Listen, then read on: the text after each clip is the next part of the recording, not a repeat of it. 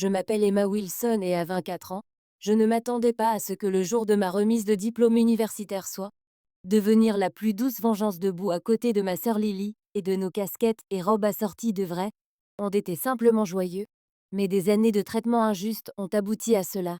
Moment où j'entends encore leurs mots froids résonner, elle le méritait mais toi. Le souvenir de cette nuit, où mes parents ont décidé que seule ma sœur valait la peine d'investir me fait encore mal.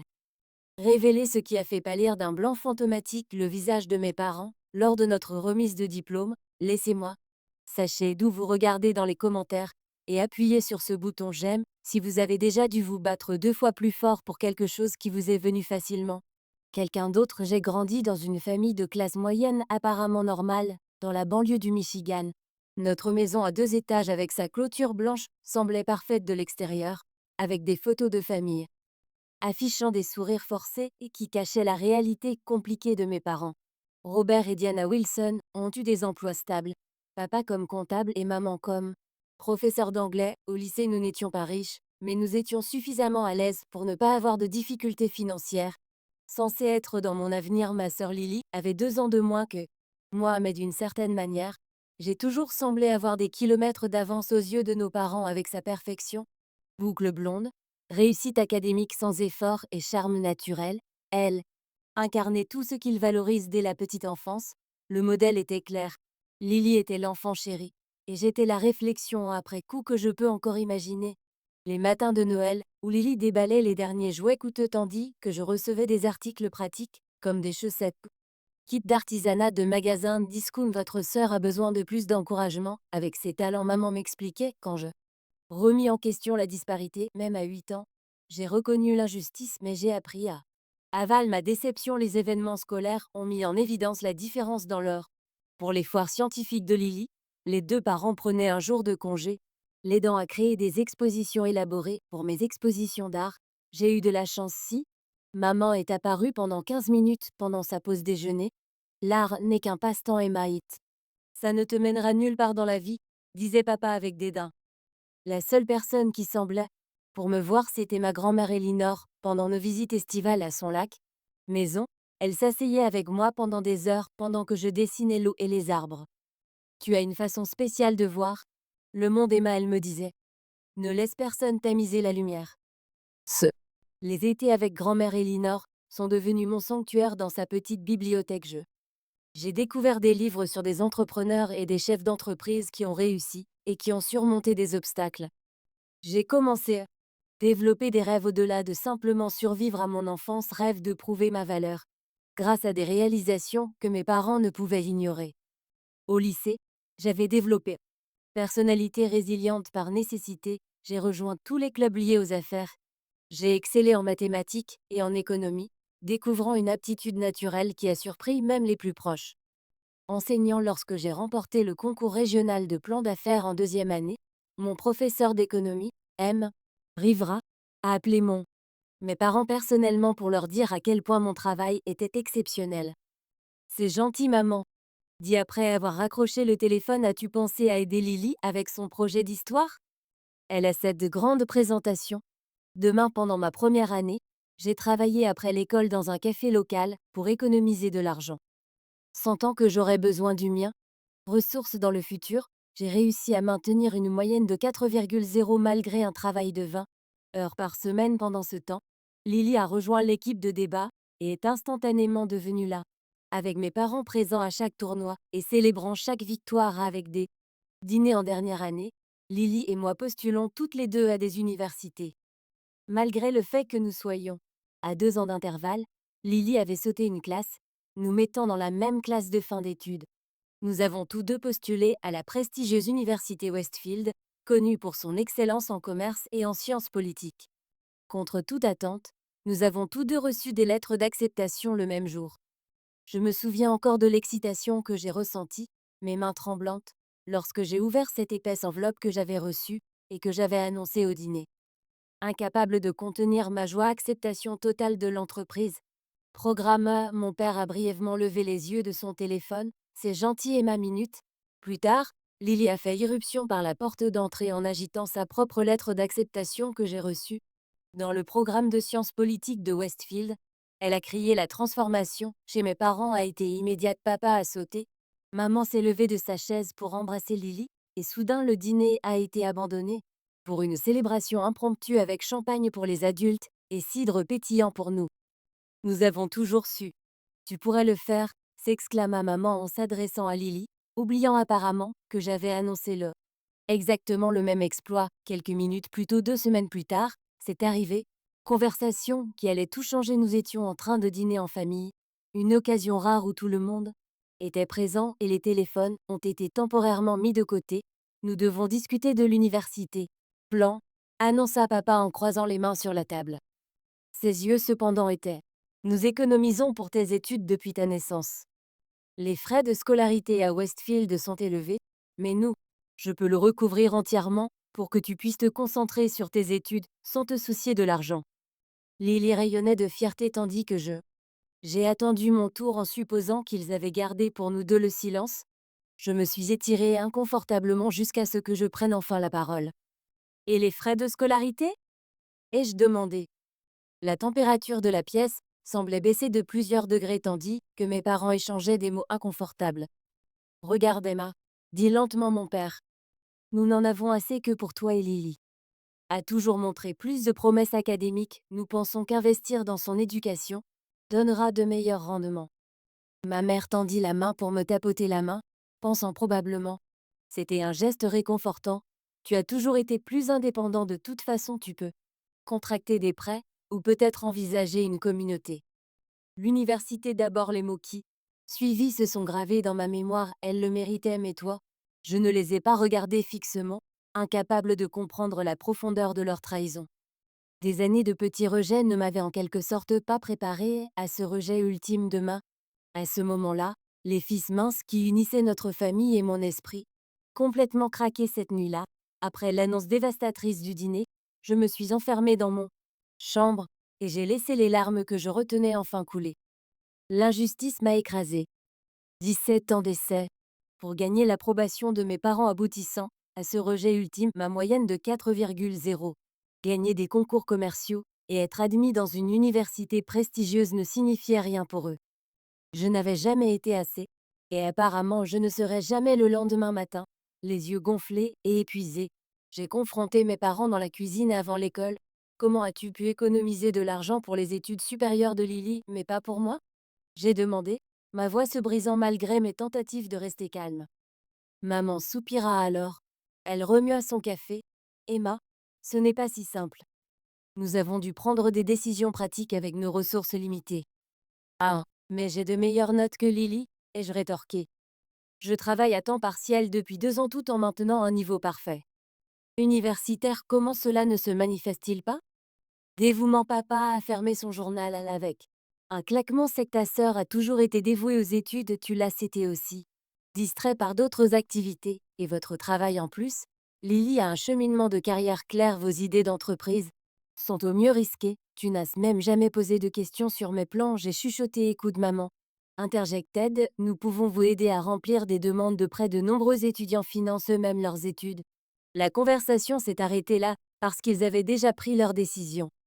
Dans leur esprit, j'étais moins méritant, moins prometteur, et donc moins digne de leur. Ce week-end, je me suis rendue chez ma grand-mère, à 2 heures de route, à la recherche d'un investissement. Le seul véritable soutien que je connaissais alors que je racontais toute l'histoire à grand-mère. Et les Lanard écoutait sans interruption, ses mains ridées serrant fermement les miennes. Ma chérie, dit-elle finalement. Dit-elle en essuyant mes larmes, parfois, les moments les plus douloureux de la vie deviennent le plus grand catalyseur. Vos parents se trompent à votre sujet profondément, tragiquement dans l'erreur, mais tu as quelque chose qu'ils ne peuvent pas reconnaître. Une détermination inébranlable. Grand-mère ne pouvait pas m'offrir d'aide financière. Son revenu fixe couvrait à peine ses propres dépenses, mais elle m'a donné quelque chose de plus précieux, une foi inébranlable en mon potentiel. Promets-moi que tu iras à Westfield de toute façon, dit-elle férocement. Ne le fais pas. Laissez leurs limites devenir les vôtres. Cette nuit-là, j'ai pris ma décision. J'y assisterai. Westfield et Lily finance mes propres études et obtiennent mon diplôme malgré tous les obstacles. Obstacle. Le lendemain matin, j'ai commencé à faire des recherches sur les bourses d'études, les subventions et le travail. Programme d'études, et pré-étudiant pendant des semaines, j'ai passé chaque moment libre, remplir les demandes de ma conseillère d'orientation, Madame Chen, et rester après l'école pour m'aider à naviguer dans le complexe système d'aide financière. J'ai rarement vu un étudiant aussi déterminé que vous, a-t-elle déclaré. Moi, alors que nous soumettons ma 25e demande de bourse, j'ai reçu plusieurs petites des bourses mais pas assez pour couvrir les frais de scolarité substantiels de Westfield, avec un mélange de prêts fédéraux et de prêts privés. Co-signé par grand-mère Elinor, j'ai rassemblé suffisamment de financement pour ma première année ensuite. Il y a eu le logement pendant que Lily. Je vis dans les dortoirs coûteux d'ampus payés par nos parents. J'ai trouvé un petit appartement à 45 minutes de campus avec 3 colocataires que j'ai rencontrés via un forum de logement universitaire. Pendant ce temps, j'ai postulé à tous les emplois à proximité. Campus 2 semaines avant le jour de l'emménagement, j'ai obtenu un poste dans un café très fréquenté à distance de marche de mon logement le moins cher. Pour plus d'écart de week-end dans une librairie locale, le contraste entre notre, les préparatifs étaient austères. Mes parents ont emmené Lila faire du shopping pour acheter de nouveaux vêtements et un ordinateur portable. Et décoration de dortoir, ils l'ont aidé à emballer et ont fait appel à des déménageurs professionnels. Et j'ai planifié une fête d'adieu élaborée avec des amis de la famille. J'ai emballé mes affaires dans des affaires d'occasion. Valises et cartons récupérés dans les épiceries la veille de mon départ. Maman m'a maladroitement offert quelques-uns de ses vieux draps jumeaux pour mon nouveau lit. C'était le seule reconnaissance que moi aussi je commençais l'université le jour du déménagement. Mes parents ont conduit. Lily est allée au campus dans notre SUV familial rempli de ses affaires. Je l'ai suivie derrière. Ma Honda vieille de 10 ans qui avait souvent besoin de liquide de refroidissement et qui faisait des bruits inquiétants lorsque je freine. Personne ne m'avait proposé, pour le vérifier avant mon trajet de 2 heures vers ma nouvelle vie. Alors que nous nous séparions sur le campus, entraient mes parents et Lily se dirigeant vers son dortoir premium moi, continuant seule. Mon appartement éloigné, maman a crié. Bonne chance Emma, j'espère que tout cela fonctionnera. Pour toi? Le doute dans sa voix n'a fait que renforcer ma résolution. Ça ne marcherait pas, je le ferais triompher. Mon nouvel appartement a été un choc. Peinture écaillée, plomberie peu fiable et colocataire inconnu. Cette première nuit seule sur mon matelas mince avec les bruits de la circulation et des disputes des voisins filtrant à travers les murs, l'épuisement m'a envahi. L'énormité de ce que j'entreprenais m'a frappé de plein fouet, et des doutes se sont installés. Pourrais-je vraiment travailler 30 heures par semaine tout en suivant une charge de cours complète? Le stress financier constant écraserait-il mon performance académique? Tout comme le désespoir menaçait de me submerger. Mon téléphone a sonné avec un texte de grand-mère Elinor. Souviens-toi de ma courageuse fille. Les diamants ne sont fabriqués que sous pression. Tu brilles déjà avec ces mots. Dans mon esprit, j'ai séché mes larmes et créé un planning méticuleux cartographiant chaque heure de mes prochaines semaines. Le sommeil serait limité et la vie sociale quasi inexistante. Mais mon éducation et mon avenir ne seraient pas sacrifiés. Le bureau d'aide financière est devenu ma deuxième maison. Cette première semaine, Madame Winter, la directrice adjointe, a pris un intérêt particulier pour ma situation. Après avoir entendu mon histoire, vous relevez un énorme défi, dit-elle solennellement, mais j'ai déjà vu des étudiants dans votre situation réussir. Promets-moi que tu viendras me voir avant que les choses ne deviennent accablantes. Cette promesse deviendrait une bouée de sauvetage dans les mois à venir. La veille du début des cours, j'ai reçu un appel inattendu de Madame Chen, ma conseillère d'orientation du lycée. Elle avait convaincu le département des affaires de mon lycée de m'accorder une bourse supplémentaire de 1,000 $. Ce n'est pas grand-chose. Je me suis excusée, mais les enseignants ont tous contribué personnellement. Nous croyons en vous. Emma, ce petit acte de gentillesse de la part de personnes qui ont vraiment vu mon potentiel m'a donné, moi, le dernier coup de courage dont j'avais besoin alors que j'ajoutais soigneusement cette précieuse quantité. Dans ma feuille de calcul budgétaire, j'ai senti quelque chose changer en moi, la détermination se durcir jusqu'à devenir incassable. La première année m'a frappée comme un ouragan alors que la plupart des étudiants s'adaptent aux études universitaires. Profitant d'une liberté retrouvée, j'équilibre 30 heures de travail par semaine avec une charge complète de cours de commerce. Une journée typique commençait à 5 heures du matin avec une séance d'études de 2 heures avant de me précipiter vers mon premier quart de travail. Café après les cours, je me rendais directement à mon deuxième travail à la librairie, sans souvent revenir à mon appartement jusqu'après minuit. Le sommeil est devenu un luxe que je pouvais rarement me permettre. J'ai appris à faire des lectures pendant mes trajets, à terminer mes devoirs pendant les pauses déjeuner et à enregistrer des conférences pour les écouter pendant. Nettoyage des machines à café, chaque minute était planifiée, chaque ressource était poussée à sa limite. Le contraste entre ma vie et celle de Lily n'aurait pas pu être plus frappant. À travers des messages textes occasionnels et des publications sur les réseaux sociaux, j'ai eu un aperçu de son expérience universitaire insouciante au sein de la sororité. Événements, études à l'étranger, séances d'information et week-end visite à domicile pour les mamans. Pendant ce temps, je calculais si je pouvais me permettre à la fois les manuels scolaires, courses, ce mois-ci malgré le programme épuisant, quelque chose d'inattendu. Mes cours de commerce n'étaient pas seulement gérables, j'excellais. Des années de la planification financière pratique et l'expérience professionnelle m'avaient préparé d'une manière que mes camarades de classe ne l'avaient pas fait. Alors qu'ils avaient des difficultés avec des concepts comptables de base, j'appliquais ces principes en temps réel à mes propres situations financières complexes.